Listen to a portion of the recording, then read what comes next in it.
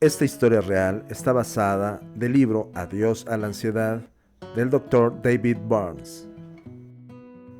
En cierta ocasión, traté a un abogado que sufría ansiedad y acudió a mí para someterse a terapia después de una carrera profesional larga y brillante. Jeffrey era su nombre. Era uno de los abogados de mayor éxito en los tribunales de Los Ángeles. De hecho, solo había perdido un pleito durante toda su carrera profesional. Sin embargo, y a pesar de su éxito inmenso, Jeffrey no había conocido nunca la verdadera felicidad ni tampoco un momento de tranquilidad. Estaba preocupado constantemente y no era capaz de relajarse nunca.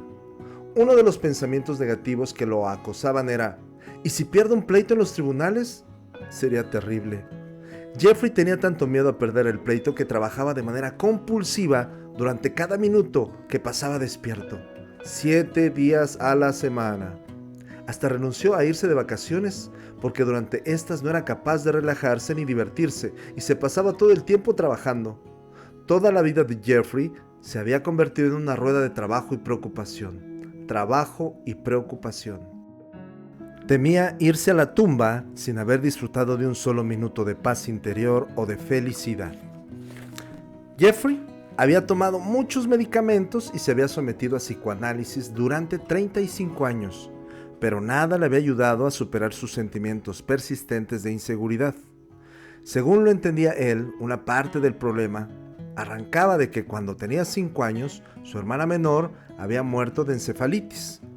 Uno de sus psicoanalistas le había dicho que sus sentimientos de inadecuación arrancaban probablemente de una sensación de culpabilidad por la muerte de su hermana. El psicoanalista había teorizado que Jeffrey, dentro de sí, se culpaba por la muerte de su hermana porque le había dolido la atención que dedicaban a esta sus padres y había deseado con frecuencia que se muriera. Naturalmente, Jeffrey no había tenido nada que ver con la muerte de la niña, pero sí que recordaba haber sentido celos de ella. Por desgracia, este descubrimiento no le había producido ningún alivio. Por el contrario, Jeffrey seguía sintiéndose una persona mala, y su psicoanalista no le había dicho nunca cómo podía superar el problema. Aunque sabía que sus sentimientos eran irracionales, sencillamente no podía quitarse de encima la idea de que era una persona sucia y reprobable, y que la gente lo rechazaría sin que descubriera cómo era por dentro en realidad. Por eso se había pasado la vida intentando ocultar sus sentimientos e impresionar a todo el mundo. Estudió mucho, fue uno de los alumnos más destacados de la Facultad de Derecho de la Universidad de California de Los Ángeles y llegó a ser un abogado de gran renombre. Jeffrey tenía una fama de ser una fiera en los tribunales. Se enfrentaba él y solo a grandes empresas en pleitos por contaminación y cuestiones medioambientales y siempre las hacía claudicar. Era un rival muy temido. Sin embargo, en casi todas las demás situaciones se sentía muy incómodo e inseguro. Su secretaria, su esposa y sus hijas lo tenían dominado. Él, temiendo que lo rechazaran, accedía mansamente a sus exigencias. Yo le propuse que probásemos la técnica del ¿qué pasaría si? Esta técnica puede ayudarle a identificar las creencias y las fantasías que desencadenan sus miedos. Empezamos por el pensamiento de Jeffrey. Sería terrible que perdiera el pleito en los tribunales. Luego, nuestro diálogo transcurrió así. Jeffrey, supongamos que pierdes un pleito en los tribunales. ¿Qué pasaría entonces? ¿Qué es lo que más le temes? Jeffrey contestó. Entonces correría la voz y la gente se enteraría de cómo soy. El doctor dijo. ¿Y qué pasaría si la gente se entera de cómo eres? ¿Qué es lo peor que puede pasar? Jeffrey dijo. La gente se daría cuenta de que no soy tan bueno como creían y dejarían de encargarme pleitos. De acuerdo, supongamos que la gente en efecto dejara de enviarte pleitos.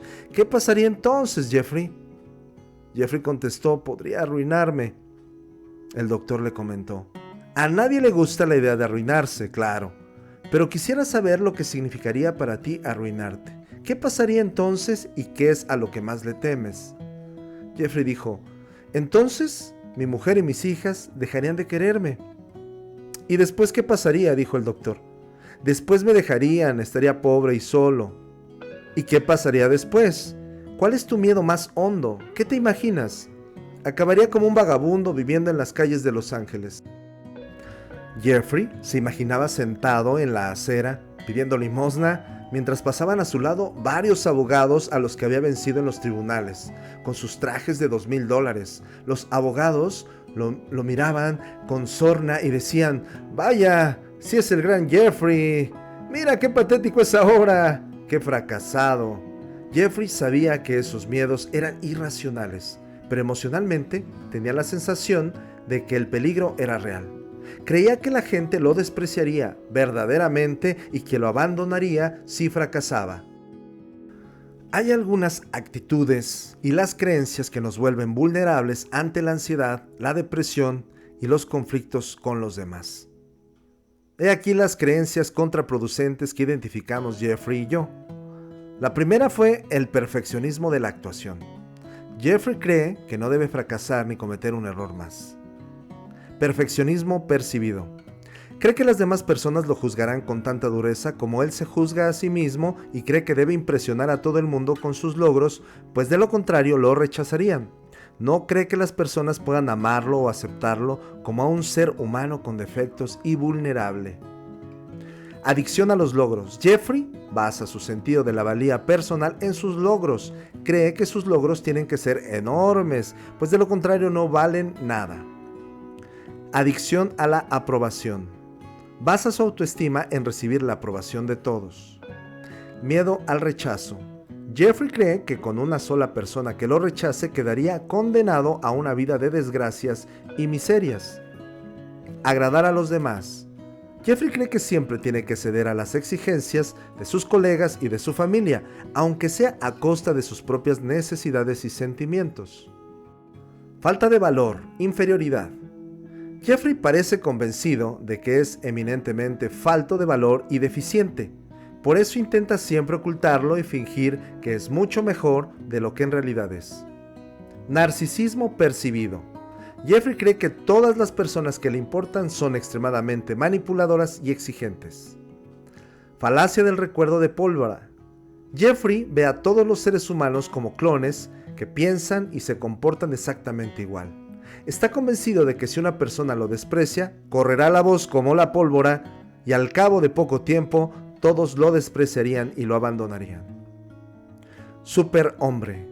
Jeffrey cree que siempre debe ganar y nunca debe perder. Se advierte que, a pesar de todos los logros de Jeffrey, este no tiene un gran concepto de sí mismo. Dentro de sí, se cree malo e indigno de ser amado. Al mismo tiempo, tampoco parece que tenga un gran concepto de su familia ni de sus colegas. Su mundo, tal como se lo imagina, está lleno de personas exigentes y cargadas de juicios de valor, que se volverán en contra de él si da muestras del más mínimo defecto. No es de extrañar que sienta tanta ansiedad Jeffrey. Aquí detallo las creencias contraproducentes más comunes, CSP. Serán 23. La número 1. Perfeccionismo de la actuación. No debo fracasar jamás ni cometer nunca un error. Número 2. Perfeccionismo percibido. La gente no me querrá ni me aceptará si tengo algún defecto o si soy vulnerable. Número 3. Adicción a los logros. Mi valía como ser humano depende de mis logros o de mi inteligencia, talento, estatus o ingresos o belleza. Estas tres primeras representan las creencias contraproducentes en cuanto a logros. Veamos ahora con respecto al amor. Número 4. Adicción a la aprobación. Necesito recibir la aprobación de todo el mundo para valer algo. La número 5. Adicción al amor. No puedo sentirme feliz y realizado sin ser querido. Si no me quieren, no vale la pena vivir. Número 6. Miedo al rechazo. Si me rechazas, eso demuestra que hay algo malo en mí. Si estoy solo, tiendo a sentirme desgraciado y sin valía. Ahora vayamos con las de sumisión. La número 7. Agradar a los demás. Siempre debo preocuparme y agrandar, aunque para ello me haga desgraciado a mí mismo. Número 8. Fobia a los conflictos. Las personas que se quieren no deben reñir ni discutir nunca. Número 9. Autoinculpación. Los problemas de mis relaciones personales han de ser por culpa mía. Ahora las creencias contraproducentes con respecto a exigencias. Número 10. Inculpación de los demás. Los problemas de mis relaciones personales siempre son por culpa de la otra persona. Número 11. Prerrogativas. Debes tratarme siempre como yo quiero. Número 12. Verdad. Yo tengo la razón y tú estás equivocado. Vamos con las creencias de depresión. Número 13. Desesperanza. Mis problemas no podrán resolverse nunca. Jamás podré sentirme verdaderamente feliz o realizado. 14. Falta de valor e inferioridad. Soy eminentemente falto de valor, deficiente e inferior a los demás. Ahora, las creencias de ansiedad. 15. Perfeccionismo emocional. Debo sentirme siempre feliz, confiado y controlado. 16. Fobia a la ira. La ira es peligrosa y debe evitarse a cualquier precio. 17. Homotofobia. Nunca debo sentirme triste, angustiado, inadecuado, celoso ni vulnerable. Debo esconder mis sentimientos bajo la alfombra y no trastornar a nadie. 18. Narcisismo percibido. Las personas que me importan son exigentes, manipuladoras y poderosas. 19. Falacia de reguero de pólvora. Las personas son clones que piensan todos igual. Si una persona me desprecia, correrá la voz como un reguero de pólvora y pronto me despreciará todo el mundo. Número 20. Falacia del foco. Hablar con las personas es como tener que actuar con un escenario bajo la luz de un foco. Si no las impresiono, siendo sofisticado, ingenioso o interesante, no les gustaré. Número 21. Pensamiento mágico. Si me preocupo lo suficiente, todo saldrá bien. Las dos últimas, que corresponde a un grado de otras. 22. Bajo el umbral de la tolerancia a la frustración. Nunca debo sentirme frustrado, la vida debe ser siempre fácil. Número 23. Superhombre, supermujer. Siempre debo ser fuerte, nunca debo ser débil. Mientras Jeffrey trabajaba conmigo, perdió en efecto. Perdió un pleito en los tribunales. Solo era el segundo que perdía en toda su carrera profesional. Era un asunto pequeño que había aceptado defender gratuitamente por hacer un favor a un amigo, y su defendido era verdaderamente culpable. Sin embargo, Jeffrey se sentía avergonzado y angustiado, y no quería que nadie se enterara de que había perdido. Aquello nos brindaba una oportunidad de oro. Pregunté a Jeffrey si estaría dispuesto a hacer un experimento para poner a prueba su creencia de que todo el mundo se volvería contra él si fracasaba. Entonces, en aquel tiempo, era presidente del Colegio de Abogados de California. Le propuse que la próxima vez que asistiera a una reunión del colegio se llevara en el bolsillo de la chaqueta una ficha. Ahí diría a 10 de sus colegas más destacados que acababa de perder un pleito en los tribunales. Después de cada conversación podía hacer una señal en la ficha para indicar si el abogado en cuestión había reaccionado de manera positiva, negativa o neutra.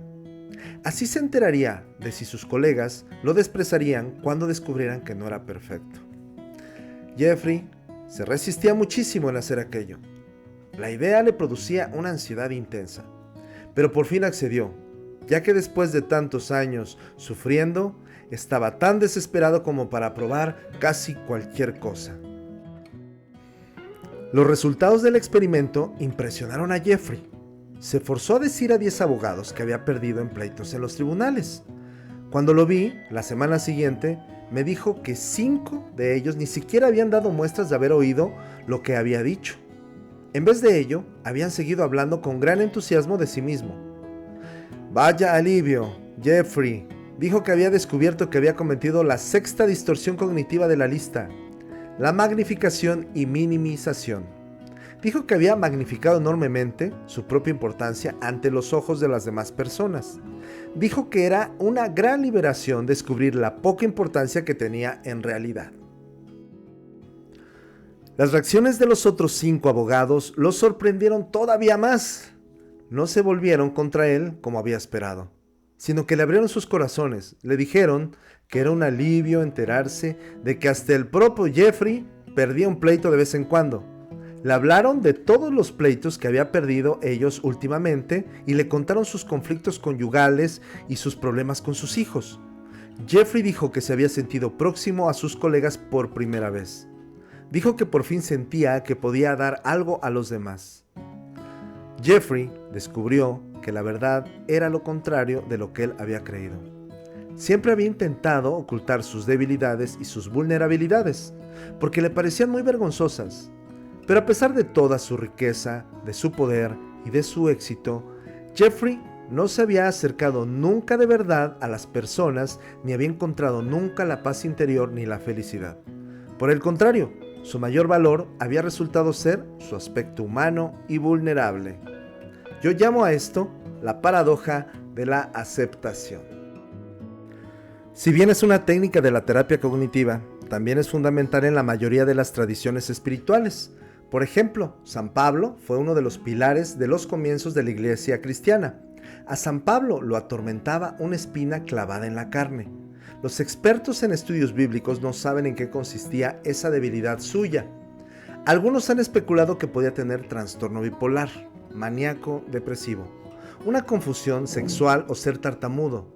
San Pablo, desesperado, rezaba a Dios pidiéndole que le quitara esa espina, pero Dios no atendía a sus oraciones. Por fin, el Espíritu Santo se apareció a San Pablo y le dijo: «Mi gracia te basta, pues en tu debilidad se manifiesta de manera más completa mi fuerza». Jeffrey dijo que siempre había oído esa enseñanza cuando era joven, pero que no la había entendido nunca. Dijo que la idea de que nuestra debilidad era nuestra fuerza siempre le había parecido absurda y que no la había creído nunca. Pero ahora de pronto comprendía el significado de ese pasaje. Veía que su debilidad era en realidad su mayor fuerza y que su fuerza había sido siempre su mayor debilidad. Y ello porque la fuerza que siempre había intentado proyectar al exterior, es decir, el aspecto impecable, la ropa de gran calidad, las victorias increíbles en los tribunales, nunca le habían proporcionado ninguna paz mental. Sus debilidades, los sentimientos de ansiedad, de desconfianza, esa desconfianza en sí mismo que siempre había intentado ocultar, le habían permitido conectar con los demás por primera vez. Hasta aquella sesión, yo no me había sentido nunca especialmente cómodo con Jeffrey. Lo admiraba, pero me sentía intimidado ante él. Llevaba trajes caros y me hacía una reverencia formal al principio de cada sesión. Tomaba notas meticulosas y hacía un resumen de cada sesión antes de marcharse. Después, aparecía en la sesión siguiente con unos sumarios meticulosamente mecanografiados y corregidos para que yo los revisara y los aprobara. Parecían documentos legales.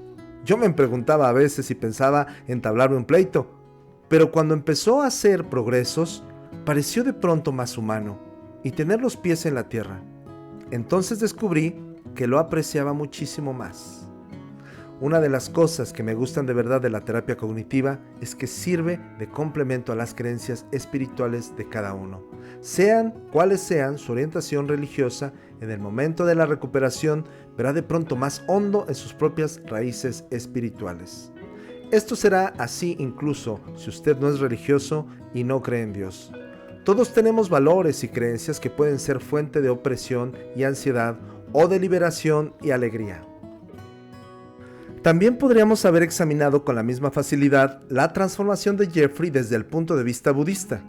El budismo enseña que nuestros sufrimientos no son consecuencia de la realidad, sino de los juicios que hacemos acerca de la realidad. Los budistas enseñan que en realidad no existe eso que llamamos éxito o fracaso, puntos fuertes o débiles. Esto no son más que etiquetas que aplicamos para juzgar nuestras vivencias. Y estas etiquetas pueden ser engañosas y dañinas. De hecho, poner etiquetas es la novena distorsión cognitiva de la lista de comprobación y puede conducir a la depresión, ansiedad e ira. Las enseñanzas budistas a veces parecen absurdas al principio. Puede resultar difícil entender de qué están hablando los budistas. El éxito es el éxito y el fracaso es el fracaso. Los puntos fuertes son los puntos fuertes y las debilidades son las debilidades. Es que no está bien claro, pero cuando uno experimenta un cambio personal espectacular, comprende de pronto las cosas a un nivel mucho más profundo. Jeffrey perdió el pleito en los tribunales. ¿Acaso fue esta experiencia un verdadero fracaso, como el que había creído él tan firmemente? ¿O fue la puerta de entrada a la paz interior y a la alegría que siempre se le había escapado? Bien amigos, aquí la historia de Jeffrey del Dr. David Burns. Seguiremos creando más historias que curan aquí en nuestro canal. Suscríbete a mi canal y dale click en la campanita para recibir todas las notificaciones.